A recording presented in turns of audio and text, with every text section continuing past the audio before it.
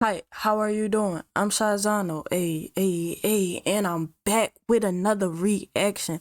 Alright, I hope y'all doing good today. So today we got a Blackie Speaks vid. It says how ASAP Rocky beat the case and walked free. That's how ASAP Rocky beat the case and walked free. I don't know. I don't know. But yeah, let's get into it. I have no idea, no context about this case, nothing. Like some celebrity, some news just don't hit my line, it don't hit my timeline, nothing. So let's sit up straight and we're gonna see how he beat this case. Now, ASAP Rocky just beat the case he went to trial for, but how did he manage to walk free despite the allegations? This case has been one of the most high-profile trials in hip-hop recently. I actually made a video on it over 2 weeks ago covering the charges, the courtroom drama, and the stakes for Rocky's career. For the past 3 weeks, the tension has been at an all-time high. After all, we're talking about ASAP Rocky, a very popular rapper in hip-hop. And on top of that, his wife is Rihanna, one of the most famous musicians on the planet, who also happens to be a billionaire. So with all eyes on Rocky, how did he manage to beat these serious charges? Let's break it down. This is what ASAP Rocky, whose real name is Terrell Efron, was claiming. According to Rocky, the incident took place on November 6, 2021 at around 10:20 p.m. near Vista Del Mar and Selma Avenue in Los Angeles. What started as a conversation between two former friends, Rocky and Rocky, both longtime members of the ASAP mob, quickly turned into something much more serious. The two had reportedly been friends for over 14 years, but the tension between them had been building up for some time. That night, they allegedly agreed to meet near the W Hotel on Hollywood Boulevard to talk things out. Now, what happened that night? Well, according to Rocky's claims, the meeting escalated quickly. Surveillance footage shows that when Rocky arrived, Rocky was already waiting for him, accompanied by two individuals identified as ASAP Ills and ASAP 12. Rocky alleged that Rocky immediately became aggressive, confronting him and grabbing him by the collar of his sweatshirt. Ills attempted to break things up, trying to de-escalate the situation, but things only got worse. Then came the most serious allegation. Rocky claimed that ASAP Rocky pulled out a black semi-automatic handgun and pressed it against his chest and threatened to kill him. Rocky stated that after the initial confrontation, Rocky put the gun back in his waistband and walked away. However, Rocky continued to follow him, still trying to resolve the issue. That's when, according to Rocky turned around and fired a shot at him from approximately 16 feet away. Rocky said that he then felt a sudden pain in his left hand and realized his knuckles had been grazed by a bullet. After the shot was fired, surveillance footage allegedly captured Rocky fleeing the scene with ASAP 12 following close behind. Now, in court, prosecutors argue that surveillance footage backed up parts of Rocky's version of events, showing the physical altercation and Rocky moving behind, one of ASAP Rocky's associates to shield himself. Cameras on Vista Del Mar Avenue captured the sound of 2 gunshots, further supporting the claim that shots were in fact fired. We're gonna get to the contradiction of that later on, okay? Rocky then provided 2 cartridge casings to the police, which he claimed he found at the scene about 52 minutes after the shooting. Based on this, prosecutors argued that there was enough evidence to proceed with the case, alleging that ASAP Rocky was guilty of assault with a firearm. Find the defendant, Raheem Mayers, not guilty. So those were the charges that Rocky was up against, okay? And all this was based on ASAP Rocky's claims. And this is what made this case so significant, right? Rocky's testimony was the prosecution's strongest piece of evidence. In fact, his account of events made up the bulk of their argument against Rocky. With no physical injuries beyond a graze wound and no recovered firearm, the entire case essentially depended on whether or not the jury believed Rocky's story. And that's something I wasn't really able to see initially when I dove into the story. But as the trial continued, it was evidently clear that ASAP Rocky was a horrible witness. The court essentially saw him as a combative, evasive, and not so credible witness overall. Now, ASAP Rocky's defense tailored their story based on the evidence, which was the following: a grainy video showing that ASAP Rocky appeared to use a firearm, along with audio witness testimony of what sounded like gunshots. However, one of the biggest questions in this trial was the gun itself, or rather, the lack of one. Despite the serious nature of the allegations, no firearm was ever recovered, and that became a major point of contention between the prosecution and the defense. The prosecution— Why they breaking his joint down like it's a murder or something? Alright, so him and his bro, ASAP, one of the ASAP mob members, they arguing. ASAP Rocky, pull out a gun, blah, blah, blah, allegedly, pull out the gun, aim it, shoot, based on what the bull said, and then, okay.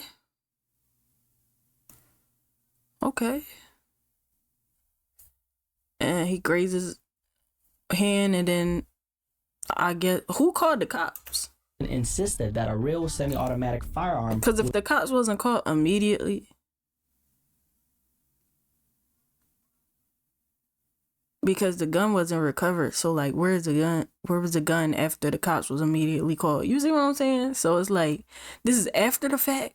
Like I don't understand. And that ASAP Rocky intentionally fired at Relly during their altercation. They relied heavily on Relly's testimony, where he in fact claimed that Rocky pointed a gun at him before walking away. When he shouted at Rocky, Rocky allegedly pulled the gun again and so is Relly trying to get him arrested? A woman testified that she witnessed the shooting from the 7th floor of an apartment building. She said she saw a man fire a gun and then noticed someone go down. However, she wasn't sure if anyone was actually hit, which created some ambiguity in her testimony. And the prosecution, they presented the case as a clear-cut shooting incident, arguing that Rocky fired a real gun at Relly even though they never presented an actual firearm as evidence. Now, the defense countered this argument by pointing out a major contradiction. If the prosecution was so confident that Rocky used a real gun, then where the hell was the damn gun? Their case relied on a different narrative. ASAP 12, who was with Rocky that night, testified that the gun was a prop from a music video set and that it only fired blanks. Another defense witness also stated that Relly knew the gun was fake and that the incident had been blown out of proportion. Defense attorneys suggested that Relly exaggerated the story for financial gain as he was pursuing a civil lawsuit against Rocky. In an unexpected move, Rocky's own lawyer, Joe Tacopina, admitted that Rocky was in fact the one caught on camera firing shots, but rather than denying it, the defense ended up flipping the argument, saying that the gun was a prop, okay, and not a real firearm, a key distinction that could change how the jury saw the case. At the heart of this trial was one major contradiction, and the defense... I mean, that's not hard to believe. You know, they be having prop guns in the videos all the time. So, rather than dispute what everybody saw, they saying, you know, well, yeah, y'all did see him with a gun, but it wasn't a real gun. So, I mean... finessed it to their advantage. The prosecution swore up and down that Rocky used a real gun, claiming that he intentionally fired at Relly. But here's the problem, they never found a gun. No weapon, no forensic proof, nothing. With no firearm present in court, no forensic evidence proving real bullets were fired, and two completely different stories, the jury had just enough reasonable doubt. And this is where the narrative flipped entirely, because Relly wasn't just seen as a victim anymore. He started looking like someone trying to play the system for his own benefit. The more the trial progressed, the more his claims started to lose weight. The prosecution had built their entire case around his testimony, but as each day passed, it became crystal clear that words alone weren't enough to convict Rocky, because the gun was never found. The physical proof of a shooting didn't exist. And then the witnesses who confirmed a real firearm was used, that was only Relly, right? And the defense ended up taking what's up with the spray? Full advantage of this. They didn't need to make the jury believe what's Rocky going did on nothing with the wrong. spray They and just the had to make them question if the prosecution had truly proven their case, which they hadn't, and it was all based on what one guy said. And that's when they acknowledged that Rocky fired a weapon, but you know, they reframed the entire situation. Instead of denying the event altogether, they painted it as something entirely different than what Relly claimed. A prop gun, a misunderstanding, an exaggerated accusation made worse by personal motives, specifically Relly's civil lawsuit against Rocky. And at that point, the case wasn't just about whether a shot was fired. It was about whether the jury could be certain that Rocky fired a real gun. And with every unanswered question, that certainly kept slipping. But if Rels had a wound, then obviously he did get shot with something. He could have did it himself or got somebody else to do it, but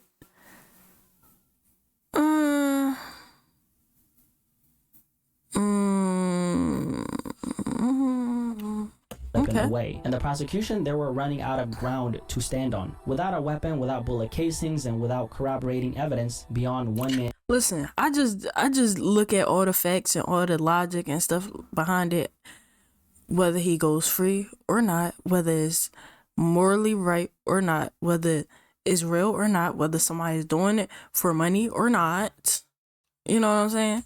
Man's word, their case had no foundation at all. And by the way, those supposed bullet casings Relly claimed to have found, that was another major problem, okay? He actually ended up taking 2 days before reporting the incident to authorities. And when he finally did, he brought with him 2 shell casings that he said he retrieved from the scene. But here was the issue, right? When police responded to the initial reports of a shooting, they didn't find any shell casings at all. Relly claimed he returned hours later with his girlfriend and knew exactly where to look, but there was zero surveillance footage to support that claim. And then there was the medical situation. Relly was never admitted to a hospital in Los Angeles after the alleged shooting. Instead, he flew back to New York and sought treatment after the fact, something that made his injury seem less urgent and more questionable. At that point, the defense flipped it on him completely, suggesting that he planted the shell casings to frame Rocky. And with all these inconsistencies, the prosecution's case wasn't adding up, and that's all it took, because the jury wasn't asked to determine what probably happened. They were asked to decide whether Rocky was guilty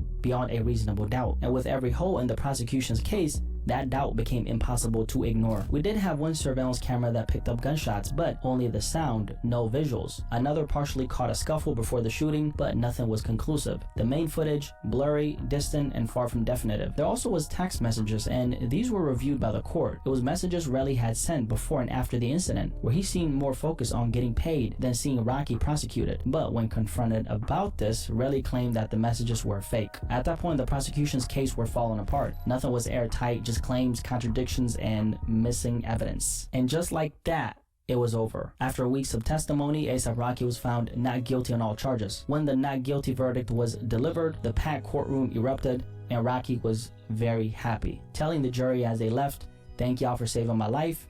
You're making the right decision." From the beginning, the prosecution's case was shaky at best, because no gun was ever recovered, no forensics tied Rocky to a real firearm. The only direct witness against him was Relly, who had a pending lawsuit against him, and when the defense got Relly caught up in multiple contradictions, it was a wrap. Even the prosecution seemed to lose faith in their case, throwing in a last-minute plea deal that would have sent Rocky to jail for just 6 months, a weak offer considering they were originally pushing for 20 years. Rocky laughed it off and took his chances in court, and it ended up working for him. With this trial behind him, Rocky's wasting no time moving forward. He's set to drop his first solo album since 2018, he's headlining Rolling Loud, and is even starring in a Spike Lee film later this year. Meanwhile, the prosecution was left scrambling, claiming that fame didn't put Rocky above the law, but at the end of the day, the jury simply didn't believe them. I didn't honestly think this was going to be the outcome at first, but looking back, it actually makes sense, right? Relly was a terrible witness, like terrible, unreliable, emotional, and completely lacking self-control. At one point, by the way, he even snapped at Rocky's lawyer in court, saying, "You're annoying." Yo, you're annoying, bro. Just come on. We didn't even get to the case. Right. What are we doing here? Are you keeping up? Stop. Are you keeping up with the question? I can't keep up with him. I can't take him serious. No. And just think about that for a second. This is the same guy claiming that Rocky shot him. Instead of keeping his composure, he's lashing out like a little baby in the middle of a serious trial. Because believe it or not, when it comes to cases like this, credibility matters just as much as evidence. If the jury doesn't believe you, you've already lost. Meanwhile, Rocky, he sat there composed, professional, never letting the accusation shake him. And when you put that next to Relly acting out in court like a little baby, it only made the jury's decision even easier. And that's how A$AP Rocky ended up beating the case. Any thoughts on this topic? Don't forget to drop a like on this video for the algorithm, okay? All right, shout out Blackie, you know what I'm saying? Yeah, okay. I did the race, you know what I'm saying? My pistol go bang bang boom boom pop pop. Okay, so I just had to. Where's my buttons? Okay. If you like my reaction, don't forget to like, comment, and subscribe. Turn on post notifications to make sure you know whenever I drop. Click on whatever videos interest you, and you know we could chop it up. Let me know what you thought about this case, or how you thought the outcome would come. How you thought the outcome. How did you think this would play out? How did you think this would play out in the beginning? Anyway, I hope you're having a great day, and I'm out.